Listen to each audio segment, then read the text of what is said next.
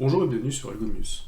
Toujours dans le chapitre des suites, aujourd'hui au travers de cette vidéo, nous allons nous intéresser aux variations et aux limites d'une suite. Nous avons déjà présenté énormément de propriétés sur les suites, nous avons dégagé aussi des formes de suites un petit peu spéciales, nous avons vu la suite arithmétique, la suite géométrique, pour chacune d'entre elles nous avons dégagé pas mal de propriétés, sur la suite elle-même, mais aussi sur la somme des termes. Et maintenant, ce que nous aimerions voir finalement, c'est plutôt comment se comporte la suite. Une suite, c'est toujours une suite d'éléments, effectivement, et là on va essayer de chercher à voir si tous ces éléments finalement sont triés d'une certaine façon. Est-ce qu'ils sont toujours triés de façon croissante? Est-ce qu'ils sont triés de façon décroissante? Ce qui permettrait de définir qu'une suite est croissante ou décroissante. Et aussi de savoir finalement où est-ce que la suite nous emmène. Si on essaie de calculer des termes à l'infini, quelle est la valeur finalement du dernier terme qu'on viendrait à calculer? Donc tout ça, on va le voir au travers de cette vidéo. On va essayer d'en dégager des propriétés. On va essayer de représenter des suites avec un tableur de forme graphique. Et on va essayer de comprendre finalement comment, en jouant sur les différents paramètres de la suite, on peut expliquer les différentes variations. Donc je vous propose de rentrer directement dans le vif du sujet en essayant de voir qu'est-ce qu'on va essayer de mettre en lumière en cherchant à comprendre la variation des suites. Alors, qu'est-ce qu'on appelle variation d'une suite? Alors, il est possible de décrire la variation d'une suite de différentes façons. Soit la suite est croissante, c'est-à-dire que tous les termes sont rangés par ordre croissant, donc c'est-à-dire que chaque élément de la suite n'a que des termes qui sont plus petits que lui avant, et n'a que des termes qui sont plus grands que lui après. C'est exactement le même principe quand on avait trié les tableaux, quand on avait utilisé les algorithmes de tri. Là, on est exactement dans le même registre. C'est-à-dire qu'une suite est croissante quand tous ces éléments finalement sont rangés dans l'ordre du plus petit au plus grand. D'un autre côté, la suite décroissante, elle, eh bien, ça va être l'inverse, c'est-à-dire que tous les termes sont rangés, sont triés une fois de plus, mais cette fois-ci sont triés du plus grand au plus petit. Et donc on va avoir une suite décroissante. Enfin, on a une suite monotone, si elle est soit croissante ou décroissante, c'est-à-dire en tout cas qu'elle est triée. On ne sait pas dans quel sens, mais elle est triée. Et dans ce cas-là, la suite monotone englobe les suites croissantes et les suites décroissantes. Et il existe naturellement des suites où on ne peut pas dire grand-chose. Elles ne sont pas strictement croissantes, elles ne sont pas strictement décroissantes, et on ne peut pas effectivement qualifier la variation. Donc là, tout simplement, on ne peut rien dire. Alors ce que je vous propose de faire, c'est de représenter quelques suites pour essayer de comprendre un petit peu ces mécanismes de variation. J'ai défini 3 suites par récurrence, donc par récurrence, c'est-à-dire que j'ai donné le premier terme, et j'ai donné comment est-ce qu'on construit le terme suivant à partir du précédent. On va essayer de les représenter graphiquement avec un tableur, et on va essayer de comprendre un petit peu la variation. Donc la première a un U0 de 46, et ensuite on calcule U de n plus 1 en faisant U de n sur 2 plus 4. On va essayer de faire ça. Donc j'ai mon n qui est ici, n va prendre successivement les valeurs 4, 1, 2, 3, 4, 5, 6, on va aller jusqu'à, je sais pas, 20 termes déjà, pour se donner une bonne idée de la suite, et on va représenter U de n. Alors, par contre, il faudrait que je commence à 0 pour avoir U de 0. Donc ici j'ai dit quoi? J'ai dit simplement que U de 0 c'est 46, ok, donc ça je l'indique, hein. U de 0 c'est 46, et ensuite pour passer d'un terme à un autre, tout simplement, ce que je fais, c'est que je prends U de n plus 1 égale à U de n, divisé par 2, et le tout plus 4. Ok, et je tire ma suite jusqu'à 20. Voilà, et maintenant si j'essaie de la représenter, je vais insérer un graphique en nuage de points. Voilà, et vous voyez le graphique qui est issu de cette suite. Eh bien on commence à 46, le deuxième terme est à 27, le troisième à 17, et on a l'impression qu'à partir du terme 16, 17, on commence à stagner autour de la valeur 8. Assez intéressant cette suite. Ok, on va essayer de représenter une autre suite, et puis finalement on va essayer de dégager des propriétés sur ces suites.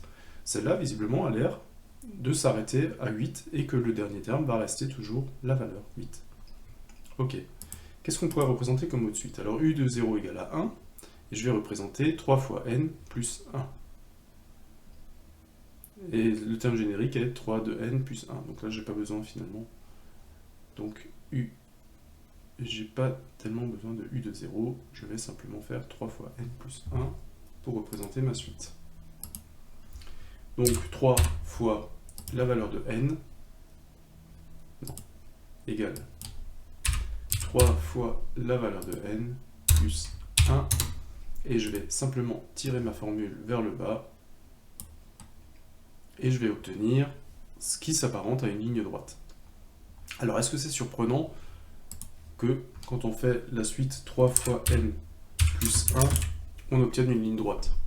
Alors finalement, pas tellement en fait, puisque vous vous souvenez, quand vous avez probablement déjà parlé des droites des fonctions affines, des droites qui étaient représentées par l'équation y égale ax plus b,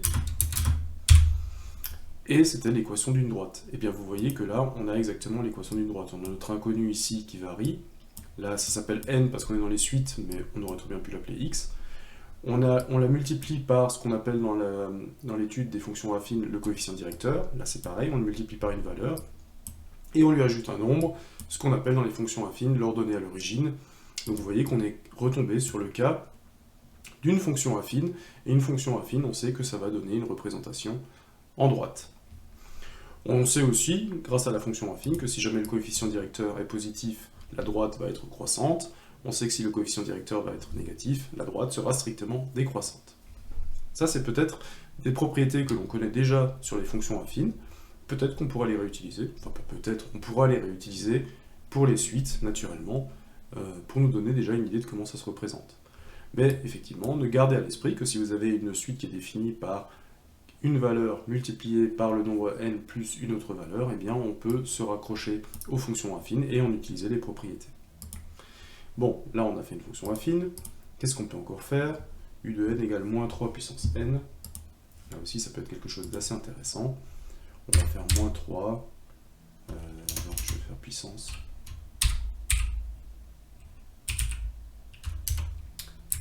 Non.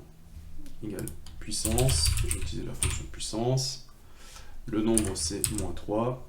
Et la puissance c'est n que je trouve en première colonne. Ok.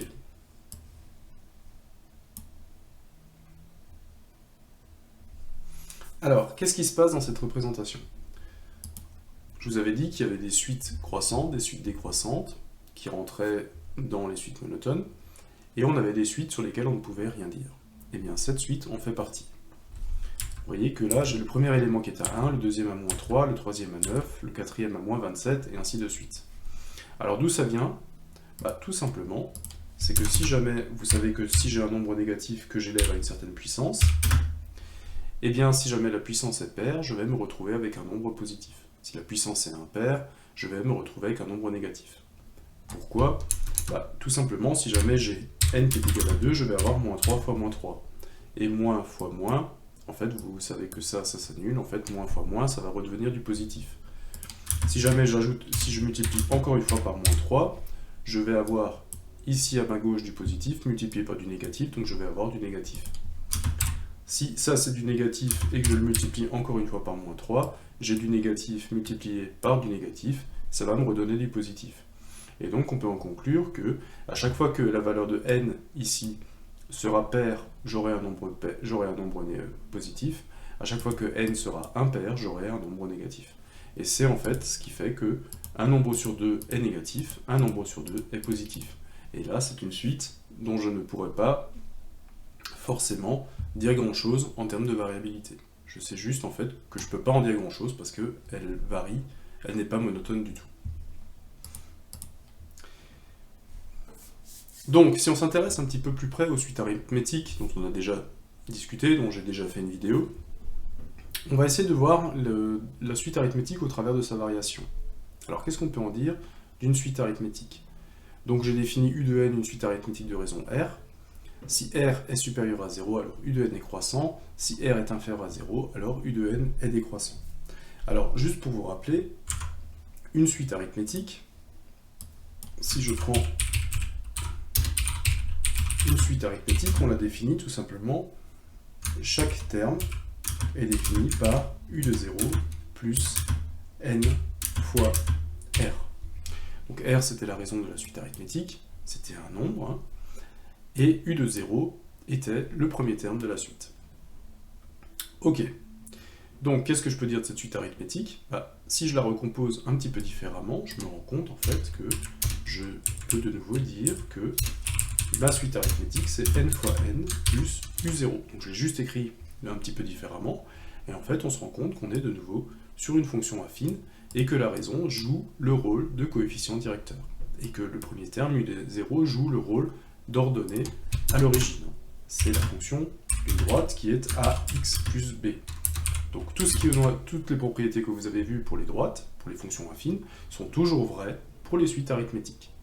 Donc il nous dit en fait simplement, si R est supérieur à 0, ok, alors U de n est croissant. Et si R est inférieur à 0, alors U de n est décroissant. En fait, si on se rapproche à la fonction affine, c'est quelque chose que l'on sait déjà depuis très longtemps. Dans une fonction, dans une droite qui est définie par y égale à x plus b, si le coefficient directeur est positif, alors la droite est croissante. Si le coefficient directeur est défini par un nombre négatif, la droite est décroissante. C'est exactement le cas qu'on a ici. Alors on peut s'en convaincre en dessinant une droite, en représentant une droite. Donc ici je vais utiliser tout simplement, je vais utiliser d'abord un coefficient directeur positif, donc une raison positive, 3 fois, c'est égal à 3 fois le nombre n, donc le nombre n qui est dans A2, plus une ordonnée à l'origine, je vais mettre 3, voilà. Je vais représenter ma fonction, et vous voyez que j'ai cette fois-ci une droite croissante. Si maintenant je mets moins 3, c'est-à-dire une raison négative, un Q négatif, qui correspondrait à, dans une fonction affine finalement, un coefficient directeur négatif, je vais me retrouver avec cette fois-ci une fonction qui est décroissante. Donc ça c'est une propriété des fonctions affines que l'on peut réutiliser pour les suites, puisque on a vu qu'une suite arithmétique, on pouvait faire l'analogie avec une fonction affine. Donc, on a représenté quelques suites arithmétiques pour en voir comment ça se situe avec la variation de la raison. Donc on en sait un petit peu plus maintenant sur les suites arithmétiques. En fonction de la raison, on sait déjà comment finalement elles vont varier. On va essayer de comprendre aussi comment marchent les suites qui sont une puissance de n. Alors, les suites avec une puissance de n, on va définir Q un nombre réel strictement positif et U de n une suite générale Q puissance n. Donc là, on est sur de la suite géométrique cette fois-ci. Et on va essayer de dégager aussi quelques propriétés en fonction des valeurs de Q, la raison. Alors, si la raison est comprise entre 0 et 1, alors U de n est décroissante, et si Q est supérieur à 1, alors U de n est croissant. Là aussi, on va voir qu'on a des analogies avec des choses que l'on a déjà vues. Mais essayons de voir un petit peu, de façon un petit peu plus générale. Notre suite, qui est définie, alors c'est pas tout à fait une suite géométrique, puisqu'il manque en fait ce serait une suite géométrique de premier terme 1. Donc, je vous rappelle que la suite géométrique, si jamais on la définit, c'est simplement une suite qui est définie par U de 0 multiplié par Q de n. Donc là, en fait, on est juste en train de voir le cas particulier où U de 0 est égal à 1 et il ne reste que Q de n. C'est la suite qu'on est en train d'étudier. Alors si je prends que, je vais la prendre comme ça, donc si U de 0 est égal à 1, ici, en fait, une fois Q de n, Q puissance n est égal à U de n seulement Q puissance n. Et donc on va essayer de voir quelles en sont les propriétés. Alors les propriétés qu'on aimerait dégager, c'est qu'est-ce qui se passe si jamais Q était compris entre 0 et 1. Eh bien, si Q est compris entre 0 et 1, ça veut tout simplement dire, on va dire par exemple qu'on a Q qui est égal à 0,5,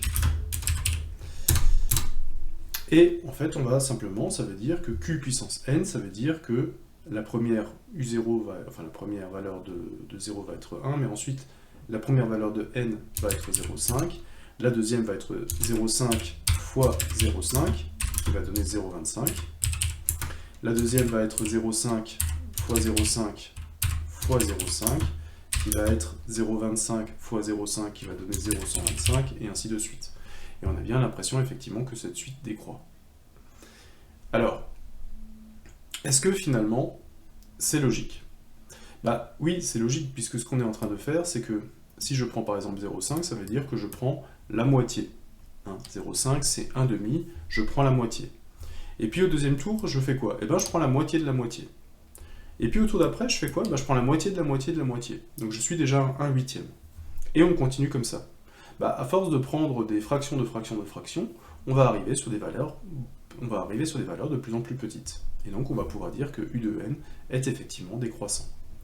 Alors là, j'en ai calculé quelques valeurs, je vous propose d'utiliser Excel pour en calculer un petit peu plus. Tout simplement, on va définir que on va avoir une raison de 0,5 et on va faire une puissance. On va faire une puissance de 0,5 avec la valeur qui se trouve en première colonne. Donc mon premier argument, ma première valeur U de 0 c'est 1, c'est normal, puisque Q puissance 0, ça va donner 1. Tout à la puissance 0 donne 1. Et ensuite je vais calculer mes valeurs, et vous allez voir que ma suite effectivement décroît assez vite, 0,5, 0,25, 0,125, 0,625, 0,313, et ainsi de suite, et on va se rapprocher naturellement de 0.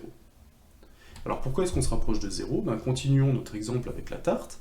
Si jamais je prends des parts de plus en plus petites, il y a un moment donné, il va quand même me rester, même si la part aussi infime qu'elle soit, il va toujours me rester un petit bout de tarte.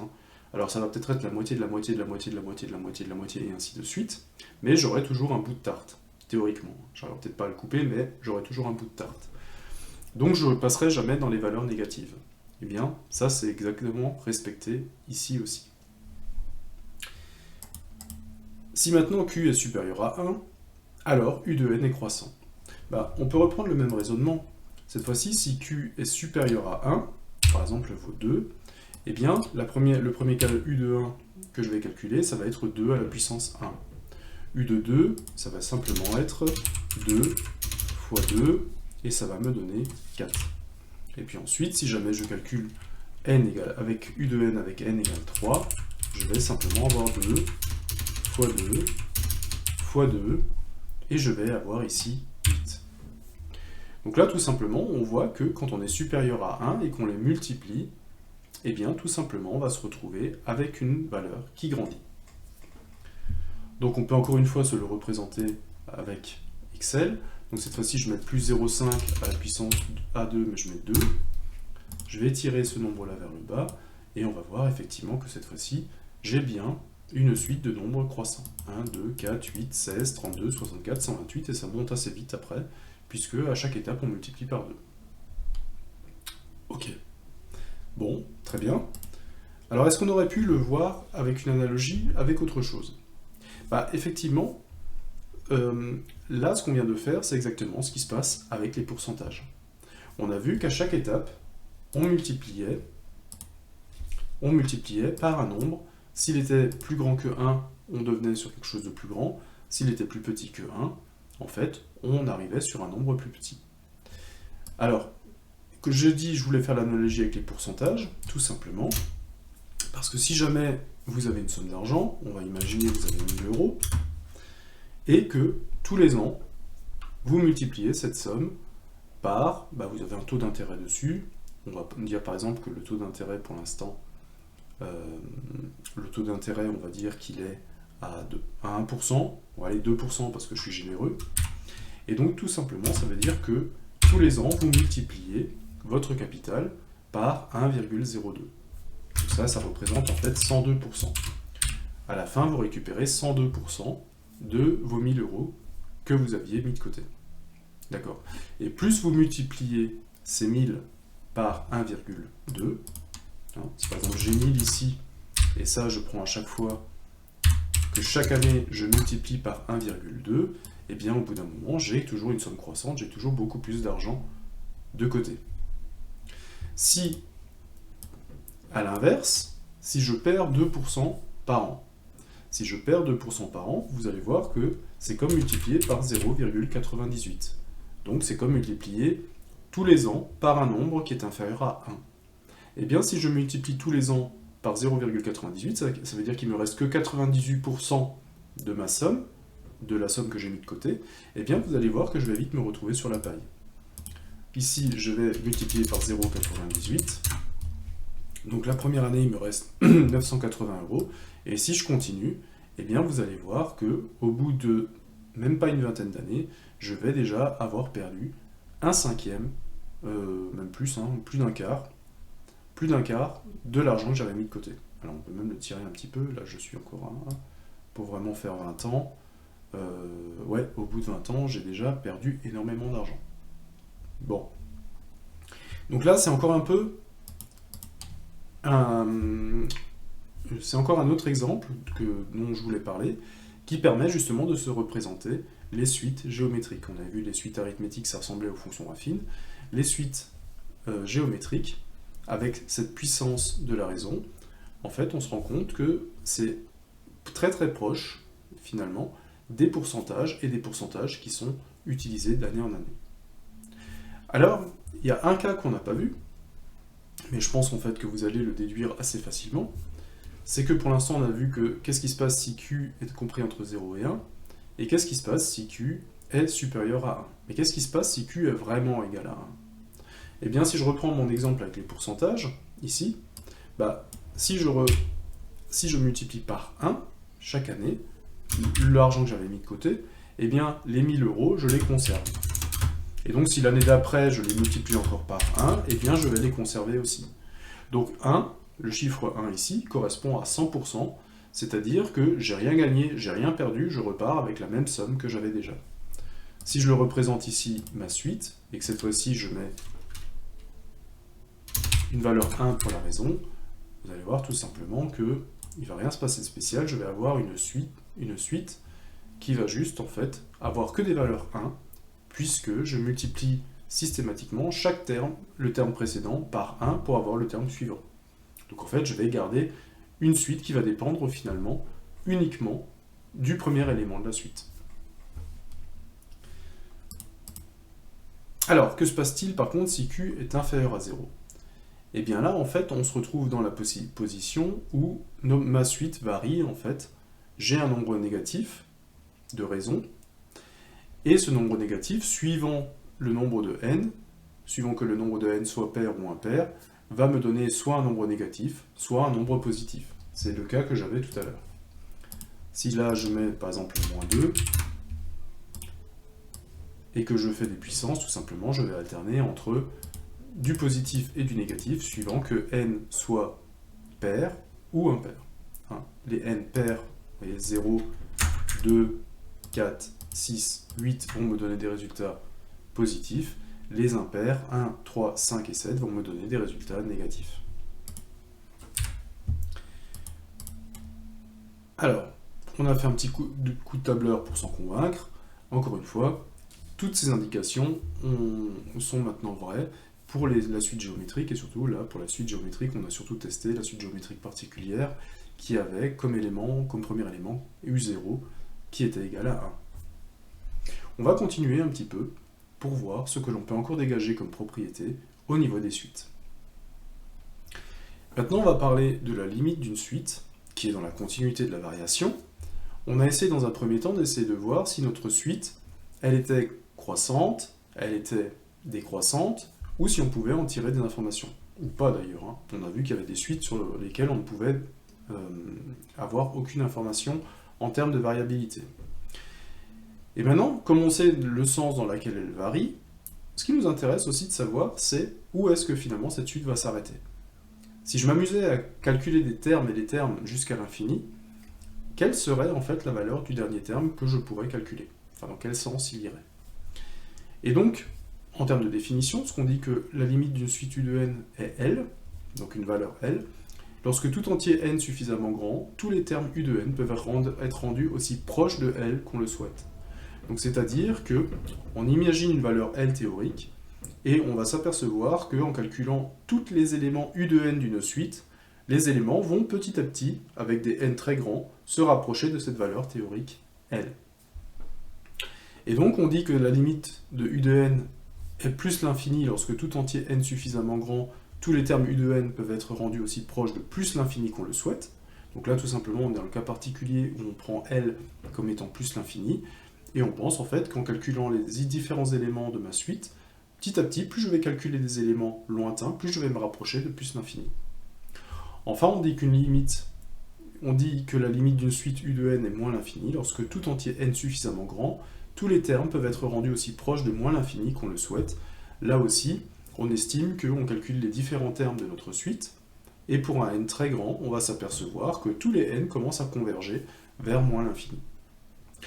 Alors, de ces définitions-là, on pourrait dire en fait qu'il n'y a que deux façons de converger. Soit la limite d'une suite est plus l'infini, soit la limite est moins l'infini. En fait, c'est faux. Et on l'a vu au travers de quelques exemples. On avait une suite qui semblait converger vers la valeur 8 tout à l'heure, et on avait une suite qui convergeait vers la valeur 0. Et on avait aussi des suites qui ne convergeaient vers aucune limite, puisqu'elles alternaient entre des valeurs positives et négatives. Donc en fait, il y a différentes façons de voir quelle est la limite d'une suite. Et c'est faux de croire qu'il n'y a que plus l'infini et moins l'infini. Vous allez voir qu'il y a effectivement d'autres valeurs. Il y a des suites qui peuvent vraiment converger vers des valeurs 8, 0, un nombre négatif, peu importe. On va essayer de se représenter les suites ci-dessous dans un tableur et on va essayer d'en déduire leurs limites avec un n qui est naturellement supérieur à 0 puisque c'est le n, c'est le terme de la suite. Donc u de n égale 3x plus 9. Alors, avant même de la représenter, on se rend de nouveau compte que 3n plus 9, c'est de nouveau l'écriture d'une fonction affine, ou alors on peut la rapprocher de l'écriture d'une fonction affine. On a de nouveau un coefficient directeur de la fonction affine qui est 3, qui dans la suite on appelle ça la raison. On se retrouve face à une suite arithmétique ici. 3 fois n plus 9, on a un 9 qui est un ordonnée à l'origine de 9. Et comme le coefficient directeur où cette raison est positive, il y a de grandes chances en fait que cette suite soit strictement croissante et que la limite de cette suite soit située à plus l'infini. On va essayer de la tracer quand même et on va voir si le tracé confirme ce qu'on en pense. Alors tout simplement, ma suite c'est 3 fois n, le nombre de ma suite, plus 9, je crois que c'était ça. Et donc si on trace cette suite, on va se rendre compte effectivement qu'on a une droite, et plus on calcule d'éléments de n, plus on va se rapprocher de plus l'infini. Si à chaque fois que vous calculez le prochain élément, il est plus grand, eh bien il y a de grandes chances en fait que là, on va se retrouver vers plus l'infini. En plus, on a l'impression que cette suite ne converge pas vers une valeur. En termes d'intuition, on pourrait penser que cette suite va avoir comme limite, quand n tend vers l'infini, à plus l'infini. On va se représenter par exemple n carré, alors on ne va pas toutes les représenter, il y en a certaines qu'on a déjà fait. On va représenter par exemple n carré. Alors n carré, tout simplement, il suffit que je fasse la puissance de n, que je la mette au carré. Je tire ma fonction, et là, en fait, la fonction n carré, on l'a déjà étudiée pas mal quand on a étudié les fonctions paraboliques. Quand on a utilisé les fonctions f de x égale x carré, on sait exactement à quoi ressemble ce genre de figure. Là, cette fois-ci, on a l'impression que la suite u de n tend vers plus l'infini quand n tend vers l'infini, et on a l'impression qu'elle tend encore plus vite vers plus l'infini qu'avec la fonction affine. Ok, donc ça c'est un petit peu pour les représentations. Qu'est-ce qui peut encore être intéressant? Alors, moins 1 puissance n, on l'avait vu. Tout simplement, un nombre négatif mis à une puissance va simplement donner des nombres positifs pour les n pairs et des nombres négatifs pour les n impairs. Et on ne pourra pas dégager forcément de limite sur ce genre de suite. Ce qui peut être intéressant encore, c'est la suite racine carrée. On va essayer de voir ce que ça donne. Donc on va prendre racine de... Alors je fais aucune vérification puisque par définition tous les n sont positifs. Je peux effectivement faire que des racines carrées de nombres positifs. Là je sais qu'ils le sont. Et là vous voyez que... Alors cette fois-ci je suis sur une fonction qui va croître moins vite, mais qui a quand même l'air d'être toujours en croissance, donc il a l'air d'être toujours d'être une suite croissante. Donc là aussi, j'ai de grandes chances, finalement, de me retrouver avec une limite à plus l'infini. Donc ça, pour l'instant, c'est un petit peu de l'observation, ce qu'on est en train de faire. Et les suites géométriques de raison R supérieure à 1 et de raison R compris entre 0 et 1, on les a déjà fait dans les exemples précédents. Quand on est entre 0 et 1, je vous ai dit, c'est quand systématiquement, chaque année, on perd de l'argent par rapport à ce qu'on avait mis de côté. Quand on est supérieur à 1, c'est qu'on a des intérêts et que l'argent que l'on a mis se cumule. Donc, quand vous avez un R supérieur à 1, il y a de grandes chances en fait que votre suite soit croissante. Quand votre R est compris entre 0 et 1, il y a de grandes chances que votre suite soit décroissante. Par contre, comme je vous l'ai dit, il restera toujours une petite partie infime de l'argent que vous avez mis de côté ou alors de la part de tarte que vous avez coupée. Et donc, il y a de fortes chances que la limite d'une suite géométrique, lorsque R est compris entre 0 et 1, soit 0. C'est-à-dire qu'on va couper une part de plus en plus petit jusqu'à ce que la part soit vraiment très très proche de 0. Votre part de gâteau soit proche de 0. Donc là, on va avoir plutôt une suite qui va tendre vers 0. Donc ça, c'est des observations. On va essayer de voir maintenant quelles sont les propriétés en termes de limites que l'on peut avoir sur les suites. Pour le moment, en fait, on a juste constaté de quelle façon variaient les suites et on avait constaté quelles pourraient être les limites de ces suites. Donc on va voir maintenant quelques propriétés sur les limites des suites, notamment géométriques. Alors on ne va pas revenir sur le cas des suites arithmétiques pour la simple et bonne raison qu'on avait vu que les suites arithmétiques partageaient les propriétés vues sur les fonctions affines, une droite y égale rx plus b. Donc on va plutôt s'intéresser aux suites géométriques et on va mettre en lumière certaines valeurs, certaines propriétés sur les limites de ces suites géométriques. On va imaginer A, Q et A des nombres réels. Bon, Q c'est pas innocent, hein, on l'a appelé Q parce que justement ça va être la raison de notre suite géométrique. Donc si Q est compris entre 0 et 1, alors la limite de ma suite géométrique, lorsque n tend vers plus l'infini, va être de 0. Alors ça c'est quelque chose que l'on peut observer facilement. On va simplement reprendre notre Excel et on va essayer de faire une suite géométrique de 3 fois 0,5 puissance avec une raison qui est comprise entre 1 et 0. Donc là j'ai pris 0,5 de raison, donc c'est bien compris entre 0 et 1. Et on voit effectivement que cette suite a une limite en 0. Donc, c'est bien ce qui était dit ici, la limite lorsque n tend vers plus l'infini de a de x de ma suite géométrique est égale à 0. Comment est-ce qu'on peut l'expliquer? Eh bien, on l'a déjà expliqué tout à l'heure, c'est à chaque fois que vous prenez une raison qui est comprise entre 0 et 1, c'est que la première étape, vous prenez la moitié de votre tarte, la deuxième étape, vous prenez la moitié de la tarte, et puis l'étape d'après, la moitié de la moitié de la moitié de la tarte, et ainsi de suite. Et si vous faites une infinité d'éléments, vous calculez une infinité d'éléments dans la suite, et bien l'élément de rang n, ce sera une toute petite part de tarte, donc ce sera toujours supérieur à 0 parce que vous aurez toujours une part de tarte, hein, même si vous coupez votre tarte en 1 million de parts, mais par contre elle représentera pratiquement plus rien, donc elle représentera pratiquement 0. Et c'est comme ça qu'on peut se souvenir que la limite d'une suite géométrique qui a une raison comprise entre 0 et 1, finalement, c'est 0. Autre propriété qu'on avait déjà vue, si la raison est supérieure à 1 et que A, donc A c'est le premier terme de la suite, est supérieur à 0, la limite lorsque n tend vers plus l'infini de ma suite géométrique est plus l'infini. Là aussi on peut la représenter.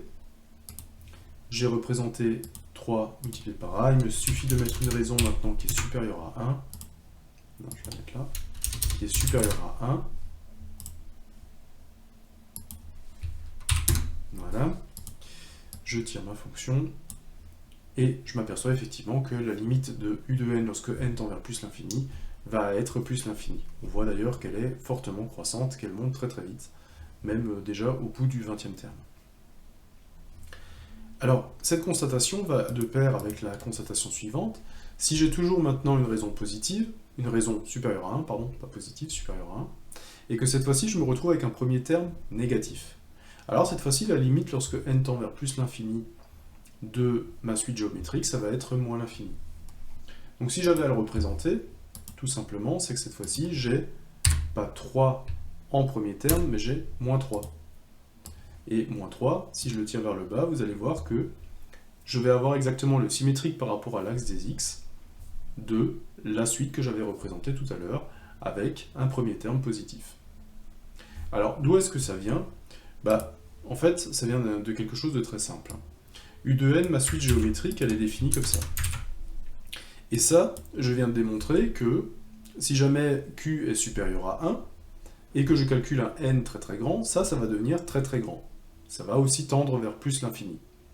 Et donc si ce terme qui devient très très grand, qui va tendre vers plus l'infini, je le multiplie par 3, eh bien le terme qui en résulte va être quelque chose de très grand.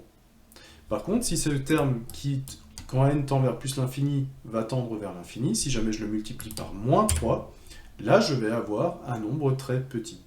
Et c'est pour ça que le signe du premier terme, dans une suite géométrique, va permettre de déterminer la limite de cette suite géométrique. S'il est supérieur à 0, vous allez avoir une limite en plus l'infini, si jamais q est supérieur à 1. Et si jamais vous avez un premier terme négatif, vous allez vous retrouver avec une limite lorsque n tend vers plus l'infini à moins l'infini, toujours quand q est égal à 1. Dernière propriété que j'aimerais mettre en lumière sur les suites géométriques. On imagine qu'on a u de n une suite et qu'on a deux nombres réels, L et A. Alors si n tend vers plus l'infini, u de n est égal à L. Ok, donc ça c'est défini. La limite de u de n lorsque n tend vers plus l'infini, c'est égal à L. Donc on arrive à une limite d'un nombre réel L.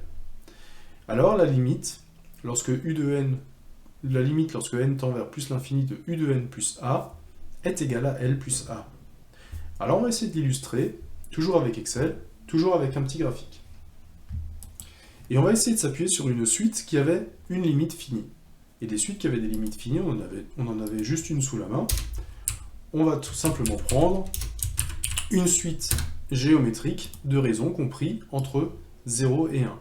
Et on avait vu qu'une suite géométrique avec une raison qui était comprise entre 0 et 1, donc là j'ai pris 0,5, va avoir une limite, lorsque n tend vers plus l'infini, de 0. Ok. Donc là, j'ai ma limite qui est égale à 0, vous voyez que je l'ai représentée. Ce que je vais faire maintenant, c'est simplement, je vais y ajouter une certaine valeur, genre 9, u de n plus 9. C'est ce qui est dit dans mon énoncé. Alors, je vais essayer de chercher la limite de u de n plus un certain a que je vais devoir déterminer. Donc, ça veut dire que le terme qui permet de calculer ma suite, je vais y ajouter 9 à chaque étape. Et on va s'apercevoir effectivement que maintenant, alors qu'avant j'avais une limite de 0 pour cette suite, le fait d'y avoir ajouté 9 fait que maintenant j'ai une limite à 9. Et donc, on a bien montré avec un petit exemple, on a bien représenté ce que dit en fait cette propriété. Si la limite d'une suite u de n, lorsque n tend vers plus l'infini est L, alors si jamais j'ajoute une certaine quantité, un certain nombre réel à chaque élément de cette suite, eh bien la limite de u de n plus l'élément que je rajoute lorsque n tend vers plus l'infini va être la limite de la suite précédente plus la quantité que j'ai rajoutée. Voilà comment on peut le comprendre. Alors cette dernière vidéo sur les suites nous a parlé de variations, nous a parlé de limites, qui dégagent encore une fois des propriétés sur les suites. Donc les suites, on avait essayé de comprendre comment les suites pouvaient être définies au départ. On avait vu qu'elles pouvaient être définies par récurrence ou alors qu'elles pouvaient être définies directement. On avait vu qu'il y avait des suites sur lesquelles on pouvait amener des informations supplémentaires, les suites arithmétiques, les suites géométriques. Et puis, dans cette dernière partie, on s'est intéressé à la variation des suites. Est-ce qu'on peut finalement avoir encore plus d'informations sur comment varie une suite? Est-ce qu'elle est toujours strictement croissante? Est-ce toujours strictement décroissante? Donc est-ce qu'elle est monotone? Ou est-ce qu'on ne peut rien en dire du tout? Donc encore une fois, il y a un parallèle à faire entre la programmation, l'informatique et le sujet des mathématiques qui nous touche aujourd'hui, puisque une suite qui est croissante, c'est une suite qui est finalement triée du plus petit au plus grand. Et donc là, on revient un petit peu sur les algorithmes de tri. Une suite décroissante, c'est une suite dont tous les éléments sont rangés du plus grand au plus petit. Et donc là, on en arrive de nouveau sur les algorithmes de tri qui nous permettent de trier les différentes suites. On s'est intéressé ensuite un petit peu aux limites, de voir si est-ce qu'on pouvait encore dégager des informations au niveau des limites. Alors on a vite vu que les suites arithmétiques se rapprochaient des fonctions affines et qu'elles partageaient toutes ces propriétés, mais on a encore mis en lumière des propriétés sur les suites géométriques qui nous permettent, à partir de la raison, de savoir comment va converger une suite. Donc, la partie mathématique sur les suites est terminée. La prochaine vidéo sur ce chapitre-là parlera, par contre, encore une fois, on reviendra sur le chapitre des suites, mais pour quelque chose de plus informatique cette fois-ci, j'aimerais utiliser les suites pour essayer d'illustrer les fonctions récursives, puisqu'on va voir que, comme les suites pouvaient être définies par récursion, vous allez voir qu'en fait, l'informatique, au travers des fonctions récursives, va être une bonne méthode pour représenter ces suites exactement de la même manière. Et si vous avez compris comment ça fonctionne avec les suites, vous n'aurez aucun mal à le comprendre en matière de programmation. Donc je vous dis à bientôt, et on va parler récursivité des fonctions.